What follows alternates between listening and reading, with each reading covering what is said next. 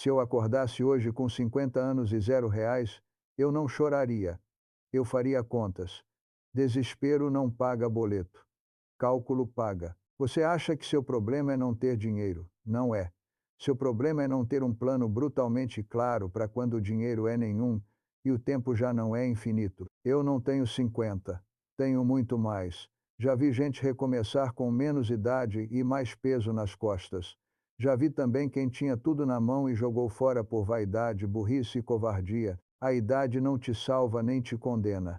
O que define o resto da sua vida é o que você faz a partir do momento em que admite, sem desculpa, estou com 50 anos e financeiramente zerado. Se eu estivesse nessa condição, a primeira coisa que eu faria seria matar 3 ilusões de uma vez. A primeira, a ilusão de que ainda dá tempo de tudo.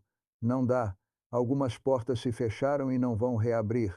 Você não vai virar atleta, gênio de tecnologia ou herdeiro, aceite. A segunda, a ilusão de que agora é tarde demais. Também não é verdade. Se você vive mais 20 ou 30 anos, isso é uma vida inteira. A questão é, vai continuar repetindo os mesmos padrões que te trouxeram até aqui, ou vai mudar como se estivesse em estado de emergência? A terceira, a ilusão de que alguém virá te resgatar. Filhos, governo, empresa, parente bondoso, todos têm os próprios problemas. Se ajudarem, ótimo. Se não ajudarem, a conta continua sendo sua. Com 50 anos e R$ 0, eu não pensaria em ficar rico. Pensaria em ficar inquebrável. Há uma diferença enorme. Rico é quem acumula muito. Inquebrável é quem, mesmo com pouco, organiza a vida de um jeito que uma crise, uma doença, uma demissão não o joga na miséria total. Aos 50, o objetivo não é luxo, é blindagem. Eu começaria fazendo o inventário mais cruel possível da minha realidade. Não só do extrato que já sei que está vazio, inventário de habilidades que ainda têm o valor no mercado, inventário de contatos que realmente podem abrir portas, não de gente que apenas lamenta comigo. Inventário de gastos que posso cortar hoje, não daqui a 6 meses, inventário de vícios e fraquezas que me trouxeram até aqui, consumo impulsivo, dívidas por orgulho, preguiça mental, medo ridículo de parecer simples. Eu não perderia um minuto tentando salvar a aparência. Aos 50 e zerado, imagem é um luxo obsceno. Eu aceitaria morar em lugar menor, usar roupas mais antigas, vender tudo o que não gera retorno e não é essencial para sobreviver. Quem ainda está preocupado com o que os outros vão pensar, quando você desce um degrau, não entendeu o tamanho do buraco em que está. Ao mesmo tempo, eu tomaria uma decisão silenciosa e definitiva. Nunca mais voltar para o zero. Isso significa tratar qualquer real que entrar a partir de agora como matéria-prima de construção, não como alívio emocional. Significa que por um tempo toda humilhação necessária para reorganizar a vida será aceita. Mudar de bairro, mudar de círculo social, mudar de tipo de trabalho, o que não será aceito é continuar vivendo como se tivesse 20 anos e crédito infinito com a realidade. Se eu tivesse 50 anos e nenhum dinheiro, eu faria exatamente isso. Mataria as ilusões, desmontaria a vida de aparência, encararia o inventário da minha utilidade real para o mundo e decidiria, de uma vez, que cada passo daqui em diante é orientado por uma pergunta só. Isso me afasta ou me aproxima de nunca mais depender da piedade alheia para pagar minhas contas. Quem não começar por aqui continuará pobre, mesmo que algum dinheiro apareça. Porque sem essa mudança de eixo, qualquer entrada futura vai embora pelo mesmo ralo de sempre. Com 50 anos e R$ 0, depois de escolher a arena onde ainda posso gerar valor, eu desenharia um plano de guerra de 12 a 24 meses. Não é plano de aposentadoria, é plano de fuga da zona de risco. Enquanto você estiver a um salário de distância do caos, qualquer conversa sobre futuro é fantasia. O primeiro alvo concreto seria montar um microcaixa. Não aquela reserva ideal de livro de autoajuda. Falo de um valor pequeno, mas real, que te separe ao menos algumas semanas do desespero. R$ 1.000, 2.000, 5.000. O número exato depende do seu custo mínimo, mas o princípio é um só. Até juntar esse primeiro bloco, todo o dinheiro extra é tijolo de caixa, não prêmio. Cada friela, cada hora a mais, cada coisa vendida entra nessa pilha. Ao mesmo tempo, eu atacaria a dívida com inteligência. Dívida cara é inimiga de qualquer recomeço. Cartão estourado, cheque especial, empréstimo com juro absurdo. Não adianta fingir que isso é normal. Eu faria uma lista de tudo, do maior ao menor, com juros e prazos. Depois, ligaria para cada credor, um por um, para negociar, não para chorar, para propor. Às vezes, alongar prazo com juro menor é melhor do que viver apagando incêndio. O objetivo é transformar monstros em parcelas suportáveis que caibam dentro da nova vida enxuta. Essa fase exige aceitar uma verdade incômoda. Você não está em posição de defender padrão de consumo. Está em posição de defender sua capacidade de respirar. Qualquer gasto que atrase a construção do microcaixa e a reorganização das dívidas é traição contra você mesmo. A pizza para aliviar, a roupa porque mereço, a viagem para não enlouquecer, são apenas formas bonitas de dizer: prefiro continuar vulnerável.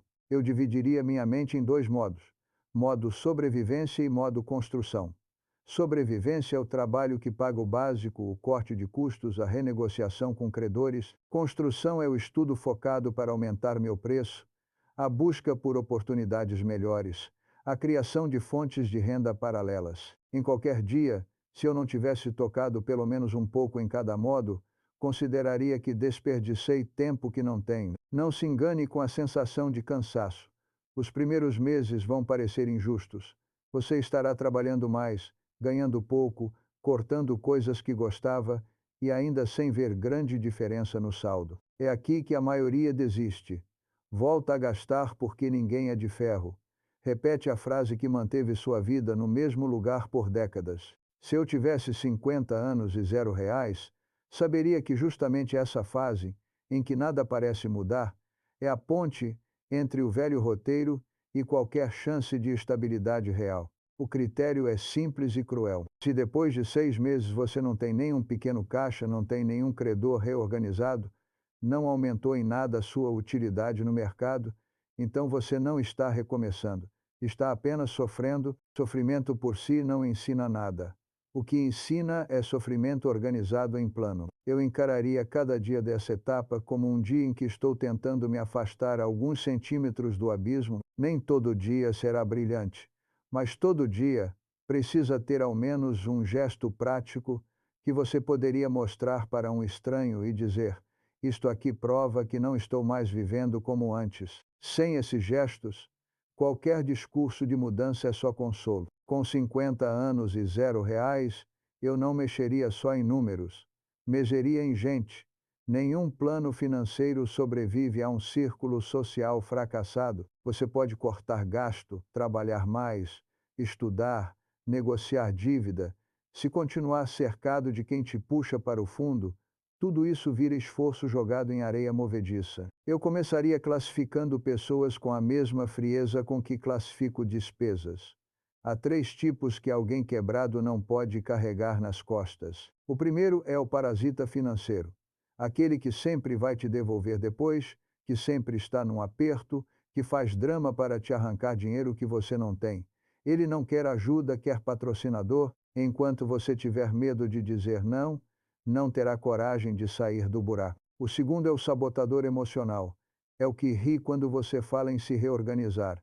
Diz que você pirou, que a vida é uma só, que não vale a pena se matar para juntar dinheiro. Ele não está preocupado com a sua alegria, está preocupado com o próprio espelho. Se você mudar, a mediocridade dele fica exposta. O terceiro é o disperso crônico. Aquele que nunca tem um plano, mas tem sempre um convite. Bar, viagem, compras, rolê. Ele não aguenta ficar sozinho com a própria consciência e precisa de companhia para continuar se enganando. Se você entra, financia a fuga dele junto com a sua. Com 50 anos e quebrado, eu não teria mais o direito de chamar isso de amizade. Eu começaria a praticar o que quase ninguém tem coragem: distância silenciosa. Não briga, não discurso, não drama, só presença menor. Menos resposta, menos aceitação de convite, menos disponibilidade. Quem realmente te quer bem respeita um agora não dá, estou arrumando minha vida. Quem não respeita nunca foi seu aliado. Ao mesmo tempo, eu procuraria proximidade com outro tipo de gente. Não coach, não vendedor de milagre, não guru de rede social. Gente real que está fazendo o que eu preciso fazer. Pagar dívida, baixar padrão, construir base. Um colega que está se reorganizando, um parente que vive de forma simples, sem dever para ninguém, um profissional mais velho que já passou por crise pesada e saiu do outro lado. Conversar com um desses vale mais do que ouvir 20 discursos motivacionais. Também seria implacável com a família, se fosse necessário. Parente que vive pedindo dinheiro, usando seu nome e te colocando em enrascada não é família. É risco. Filhos adultos que tratam você como caixa eletrônico enquanto você está quebrado, não estão passando por uma fase. Estão te aprendendo a se destruir por eles. Se eu tivesse 50 anos e R$ 0, deixaria muito claro. A partir de agora, o primeiro a sair do buraco sou eu. Depois, se sobrar, ajudo. Inverter essa ordem é garantir que todos afundem junto. Essa limpeza não é só financeira, é mental. Cada vez que você explica seu plano para alguém que não entende responsabilidade, você sai mais fraco da conversa, sai duvidando de si, sai tentado a desistir. Aos 50, você não tem energia sobrando para ficar se defendendo o tempo todo. Precisa de silêncio, não de opinião. Se eu estivesse nessa situação, aceitaria um fato cruel. Algumas relações só existiam porque eu gastava para mantê-las. Quando o dinheiro some e a disposição para bancar caprichos acaba, essas relações morrem. Deixaria morrer. O que sobrevive ao seu não tenho como é o que merece atenção. O resto era cenário. Com 50 anos e nenhum dinheiro, eu faria exatamente isso. Trataria meu círculo como ativo ou passivo. O que drena e não devolve perde acesso. O que puxa para cima, mesmo que pouco, ganha espaço, não por frieza gratuita, mas porque reconstruir a vida é tarefa pesada demais para ser feita carregando gente que prefere te ver cansado e divertido do que lúcido e em reconstrução. Depois de cortar custos, escolher a arena certa, montar microcaixa e limpar o círculo, eu encararia outro ponto que quase todo quebrado ignora. Reputação financeira, quando você está no chão, seu nome é o último ativo que ainda pode ser salvo ou destruído de vez. E é ele que vai decidir se alguém aceita correr risco ao seu lado daqui a alguns anos. Eu começaria olhando para as promessas que fiz e não cumpri. Empréstimos com amigos, favores pendentes, parcelas atrasadas, acordos que abandonei no meio. Cada um desses episódios é uma mancha. Não importa se o valor é pequeno, importa o padrão. Se eu passar o resto da vida fingindo que não devo nada a ninguém, até posso arrumar dinheiro, mas nunca vou arrumar confiança. E sem confiança, qualquer crise futura me deixa totalmente só. Com 50 anos e quebrado, eu aceitaria uma verdade dura. Não dá para pagar tudo de uma vez, mas dá para mudar de postura de uma vez. Em vez de sumir de quem eu devo, eu me aproximaria, mandaria mensagem, ligaria, apareceria, não para choramingar, para assumir, eu devo, eu errei, eu vou pagar. Não posso agora, mas aqui está o que consigo neste mês e aqui está o plano. Muitos não vão acreditar, alguns vão aceitar.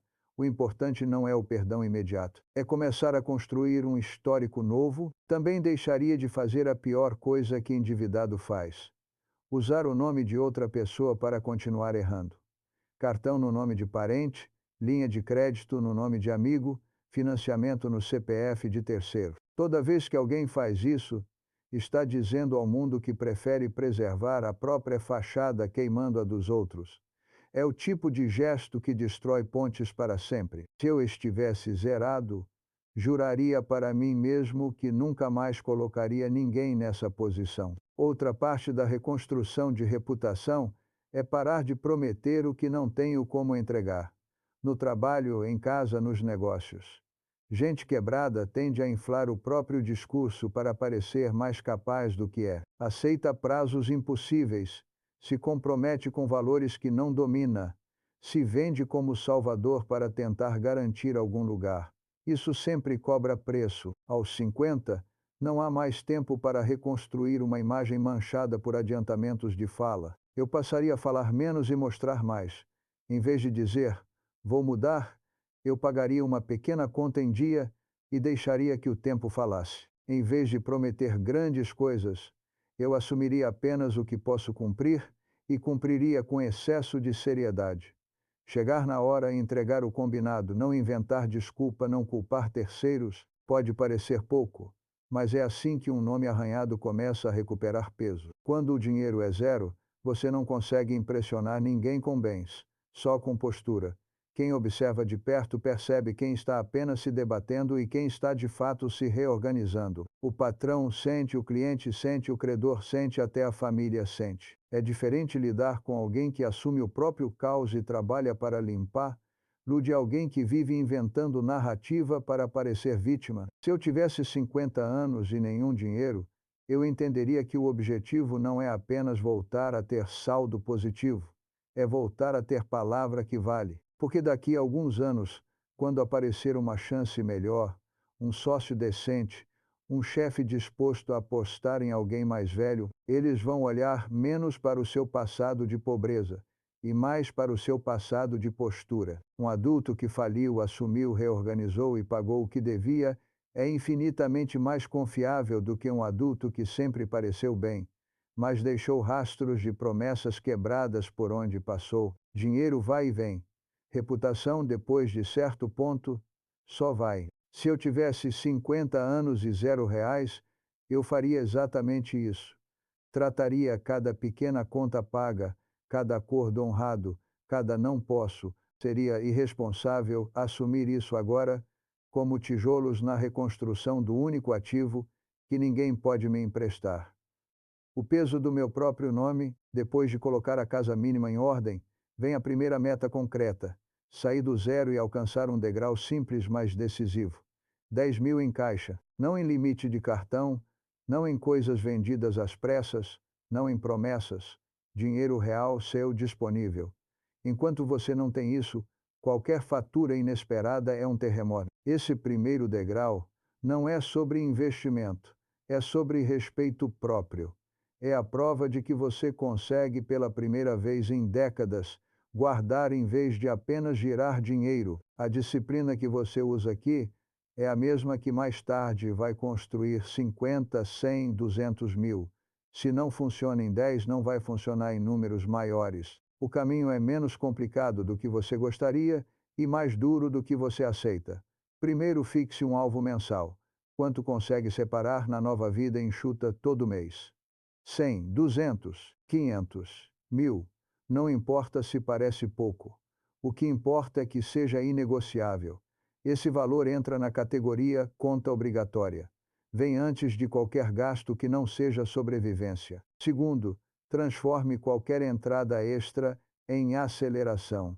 Hora extra, freela, bico, venda de objeto que você não usa, restituição de imposto, dinheiro esquecido em lugar nenhum. Tudo isso vai direto para o mesmo balde. Enquanto o número dos 10.000 não aparece, não existe dinheiro achado. Existe apenas combustível de caixa. Terceiro, crie humilhações voluntárias. Escolha, conscientemente, situações em que você poderia gastar mais e decide gastar menos. Comer em casa quando o grupo pede restaurante. Ir a pé quando poderia chamar carro por aplicativo. Ficar de fora de um programa que só serviria para te endividar mais um pouco. Não é miséria, é treino. Cada não desse tipo fortalece o músculo que você nunca desenvolveu. O de adiar prazer por algo maior do que um fim de semana. À medida que o saldo sobe, outra armadilha aparece. A vontade de se dar um presente porque já está melhorando.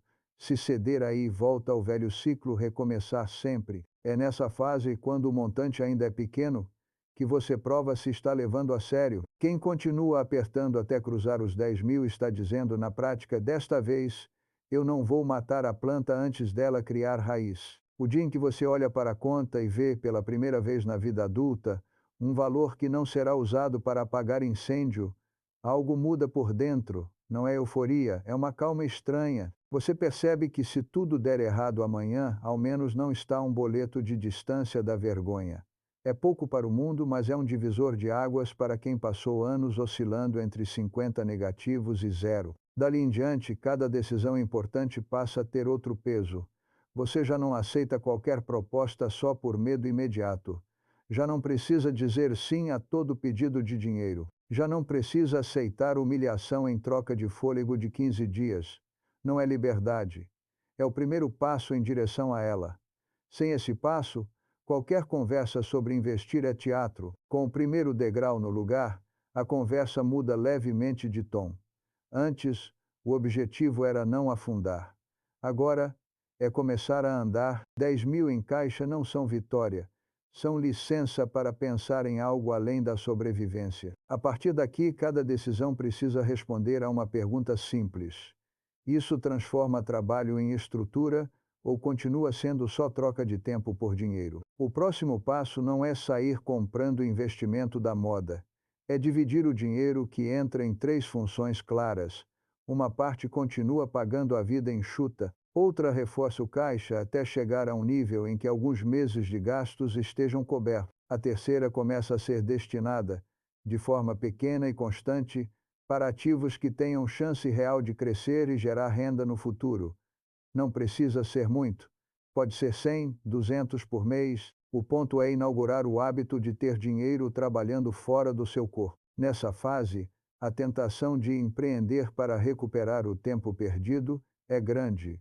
É também uma das formas mais rápidas de voltar à estaca zero. Negócio próprio só faz sentido se for algo simples, que você entenda profundamente e que não dependa de endividamento pesado logo de saída. Qualquer plano que comece com empréstimo grande, aluguel caro, reforma, estoque alto está proibido. Você não está construindo império, está construindo base. Base não combina com aposta. Muito mais inteligente é usar a experiência acumulada para gerar uma segunda fonte de renda menos dramática. Serviço prestado em horário paralelo. Consultoria enxuta para resolver problemas que você já dominou. Pequenas parcerias de comissão bem definidas. Nada glamouroso. Apenas um fluxo adicional que vá direto, por regra, para o lado da construção. Reforço de caixa e pequenos aportes em ativos. O segredo não é o tamanho. É a constância. Com algum caixa e alguma renda extra surgindo, entra uma disciplina nova. Separar de forma absoluta o dinheiro que trabalha do dinheiro que você pode gastar. O que vai para ativos não volta para pagar conta, não volta para tapar buraco, não volta para aproveitar uma promoção imperdível. Voltar a tocar nesse dinheiro é repetir o velho padrão de desmontar o futuro para sossegar o presente. A diferença entre quem reconstrói e quem roda em círculo está exatamente aqui. Esse é também o momento de simplificar o contato com o mundo financeiro. Em vez de perseguir o melhor investimento do momento, escolha poucas opções que você entende e aguenta carregar. Erro clássico de quem recomeça tarde é querer recuperar décadas em poucos anos, correndo risco que não pode correr. O resultado costuma ser previsível. Uma perda grande faz você concluir que investir não é para mim, quando o problema nunca foi o ato de investir, e sim a ganância. Com o tempo, algo silencioso acontece. Sua relação com o trabalho começa a mudar. Cada hora que você vende já não é apenas combustão, é contribuição para um sistema. Parte vira comida e teto, parte vira segurança, parte vira capital. E capital bem tratado devolve respeito próprio. Você vai deixando de se sentir apenas mão de obra e passa a se ver como alguém que está montando uma máquina, mesmo que pequena, que continua rodando quando você descansa. O mais importante dessa etapa não é o número exato na conta. É o fato de que, pela primeira vez, você consegue olhar para a sua vida e enxergar uma linha, não apenas um monte de episódios. Há começo, meio e direção. Existe uma lógica em que cada renúncia presente encontra justificativa em um amanhã que não é fantasia, é projeção fria. Quem chega aqui não está salvo, mas deixou de ser vítima passiva das próprias escolhas. É o ponto em que a idade deixa de ser apenas peso e passa a ser também vantagem. Você viu o suficiente para saber, sem auto-engano, a diferença entre impulso e estratégia. Em algum momento desse processo, você vai se perguntar se vale a pena tanto esforço. A resposta depende de como você enxerga a própria história. Há três tipos de pessoa que chegam aos 50 quebradas. O primeiro é o que escolhe virar vítima profissional. O segundo é o que finge que nada demais aconteceu.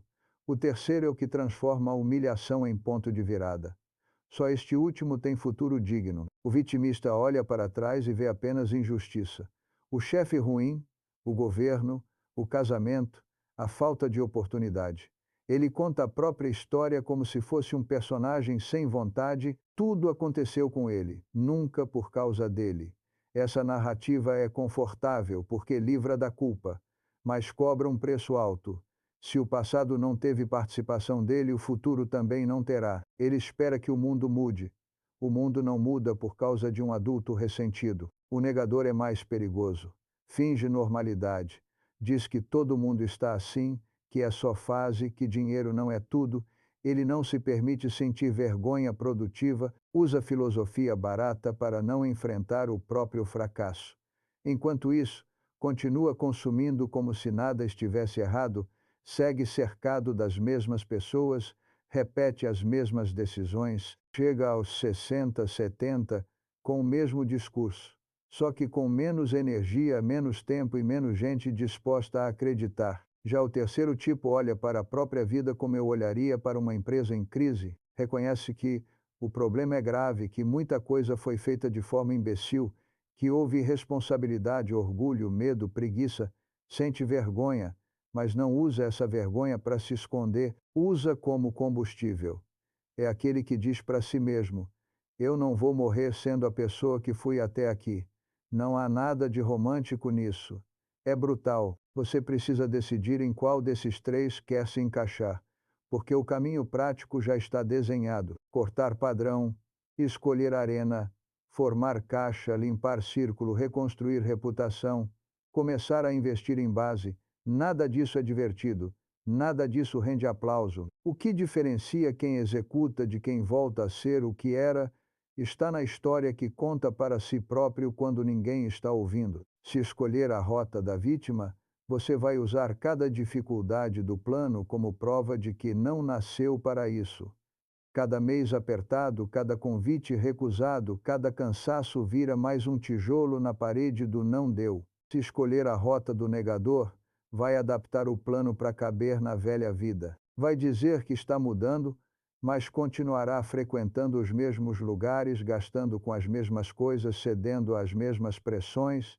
Em alguns anos vai descobrir que o recomeço foi só discurso. Se quiser de fato uma segunda chance, vai ter que adotar a frieza de quem assume que o antigo eu não serve mais. Isso significa parar de se descrever como uma boa pessoa que deu azar e começar a se enxergar como alguém que tomou mais decisões de forma consistente.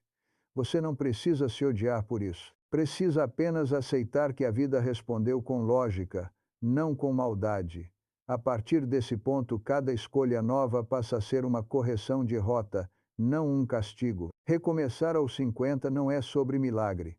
É sobre se recusar a passar os próximos 20 ou 30 anos defendendo a biografia de alguém que se comportou como amador. Você pode continuar explicando o passado, ou pode começar a escrever um final menos patético para essa história. As duas coisas não cabem na mesma vida. Chega uma hora em que falar de corte, caixa e vergonha não basta. É preciso colocar o alvo na mesa. Se eu estivesse aos 50, saindo do zero com a vida enxuta, círculo limpo, alguma utilidade no mercado recuperada e um pequeno caixa montado, eu faria uma escolha clara: transformar os próximos 10 anos em uma operação concentrada para acumular os primeiros 100 mil líquidos. Não para me achar rico, para nunca mais voltar ao chão. A fórmula aqui deixa de ser emocional e volta a ser matemática. Você precisa de 3 números: quanto consegue guardar por mês na sua nova realidade, quanto consegue acelerar essa quantia com esforço temporário, e em quanto tempo aceita viver sob regime de guerra. O resto é justificativa. Suponha que na vida reorganizada sobrem R$ 500 por mês de forma honesta. Em um ano, 6 mil. Em 5, 30 mil. Com algum retorno modesto, talvez um pouco mais. Se você empacar aí, Não chega. Então entra o segundo motor, aumentar de propósito essa capacidade de poupança, não contando com milagre, mas com ação. Mais clientes, mais horas, atividade paralela, mudança de função. Qualquer movimento que tenha como destino exclusivo o tijolo de patrimônio, não o aumento de padrão. Se, com esforço calculado, você consegue fazer essa capacidade de poupança chegar a 1.500, 2.000 por mês, de verdade, sem auto-engano, em 4 ou 5 anos você encosta nos 100.000. Não é confortável, é suado. Exige dizer não para a maior parte dos impulsos de consumo. Exige aceitar que nesse período você vai parecer menos bem de vida do que pessoas da mesma idade que continuam financiando a própria ruína. Mas no fim desse ciclo, algo se consolida. Você entra na velhice com base, não com lembrança de que já teve dinheiro um dia. O ponto crítico é que depois dos 50, não dá para empurrar essa meta para mais tarde. Se você não mira os 100.000 agora, quando sua energia ainda permite trabalhar mais e estudar mais, não vai mirar aos 60, quando o corpo cobra juros mais altos por cada hora extra. É por isso que tanta gente cruza essa década apenas mantendo o nariz fora d'água, para descobrir aos 65 que não tem nada além de benefício apertado e contas que nunca somem. 100.000 nessa idade não são luxo, são amortecedor. É o dinheiro que impede que uma demissão vire desespero absoluto, que uma cirurgia te jogue direto na miséria, que a necessidade de parar de trabalhar no ritmo atual te transforme em peso insuportável para quem está à sua volta.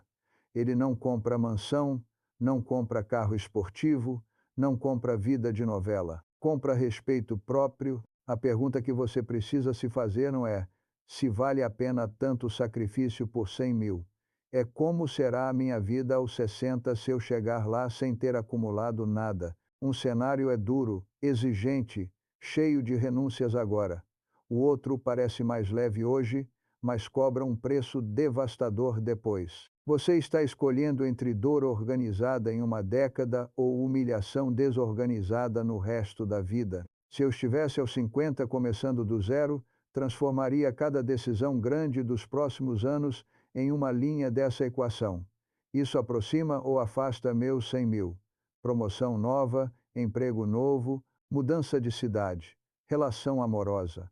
Tudo passaria por essa lente. Não porque dinheiro seja tudo, mas porque, sem um mínimo de base, qualquer outra dimensão da vida fica à mercê da caridade alheia. E depender da piedade de terceiros na velhice é a forma mais lenta de perder a dignidade. Em algum ponto dessa caminhada, se você não desistir, vai perceber uma mudança estranha. O mundo fora continua o mesmo, mas a forma como você anda dentro dele não é mais igual. Ainda pode faltar muito para os 100.000, ainda pode doer recusar convites, ainda pode cansar trabalhar em 2 frontes. Mesmo assim, há uma sensação nova. Pela primeira vez em muitos anos, a sua vida tem direção. Antes, cada mês era um acerto de contas com o passado. Você recebia para pagar o que já devia. Trabalhava para tapar buracos. Agora, uma parte do que entra passa a ser plantio. O valor pode ser pequeno, mas o significado é grande. Você não está apenas sobrevivendo ao mês. Está financiando deliberadamente uma versão sua que ainda não existe. Isso muda tudo, inclusive a forma como você se enxerga no espelho. Sua relação com o trabalho deixa de ser pura submissão. Você ainda precisa, você ainda depende dele, mas já não está completamente nu dentro da empresa, do comércio, do que quer que faça. Sabe que existe um colchão mínimo embaixo. Sabe que se um chefe ultrapassar demais a linha, há alguma margem para procurar outra coisa sem desespero imediato. O medo não some, mas deixa de ser absoluto. Medo absoluto é o que transforma adulto em marionete. Sua relação com o consumo também se transforma. Coisas que antes pareciam impossíveis de cortar passam a ser ridículas. Você percebe que não morreu por deixar de ir ao mesmo lugar todo mês, por usar o mesmo telefone por mais tempo, por ficar de fora de uma viagem que serviria apenas para postar foto. Descobre que sobreviver sem provar nada para ninguém é mais leve do que viver endividado para manter um papel que nunca te alimentou. Relações mudam de cor. Alguns contatos somem quando percebem que você não está mais disponível para ser fonte de dinheiro, de atenção ou de validação barata. Doem as primeiras perdas, principalmente se tiverem sobrenome. Depois vem o alívio. Menos gente pedindo, menos ruído, menos pressão para manter um teatro que você não tem mais condição de sustentar. Ao mesmo tempo, surgem pessoas novas, quietas, discretas, que também estão arrumando a própria vida. Alianças melhores se formam no silêncio da reconstrução, não nos salões da aparência. O mais importante, porém, acontece por dentro. Você começa a respeitar sua própria capacidade de decisão. Durante anos, talvez décadas, você se viu como alguém levado pelo vento. Crise, casamento, emprego, cidade. Agora tem provas concretas de que, quando decide e mantém, a realidade responde. Você cortou, você pagou, você guardou, você estudou, você melhorou.